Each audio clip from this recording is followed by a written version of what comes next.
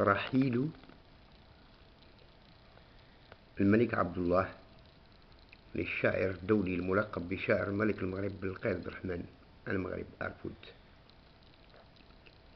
ما أحزن اليوم الذي رحلت فيه عنا أيها الملك، كيف نتحمل البقاء في هذا العالم من دونك؟ ما إن غابت شمسك حتى أحسسنا شوقا إليك، ولو غابت شمسك من سمائنا ننعم بفضلك، ومن فضلك ما هيأت من زعيم من خلفك. نعم كنت للعالم قمرا والأمة تستنير بك، وكنت مدرسة تنهل فيها أجيال من رأيك. غبت عن بصر والقلب مشرب بصورتك، ما تستطيع حواجز الفراق حجب شخصك، إذ ملأت أرجاءها بعطفك في حياتك ومماتك. أما حيا فاستجبت لصرخاتها وهي تناديك، وميتا تركت فيها خيرا تذكر فيه من بعدك. وقفت إلى جانب الضعفاء وسقيتهم بعطفك، مخففا عنهم آلاما أتت ممن لم يمتثل لأمرك.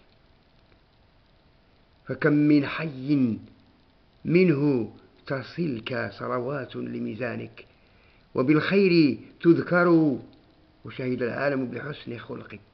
وكم من صدقات جاريات يصل أجرها إليك. خدمت الحرمين الشريفين ما بخلت بجهدك، جاعلا القبلة أفسح لكل من يقول لله لبيك، وما بخلت عن قادة الأمة بكل فضل لديك. فكيف لا ترثيك أقلام مسيلة دموعها عليك، دموعها عليك، قلوب يخيم عليها الحزن قلما تسعد بمثلك، لكن أملها معقودة على ملك بيع من بعدك، سلمان مؤازر بولي عهده ومن تمسك بعهدك، لتسير الأمة بسلام في محجة رسمت بحكمتك. فيا أمة الإسلام توحدي لدرء خطر محدق بك، مؤامرة تحاك للنيل منك، فشد على عضدك وتقوي بما لديك من إمكانيات لنصر بين يديك، وبسنة المصطفى تمسكي وعض عليها بنواجدك.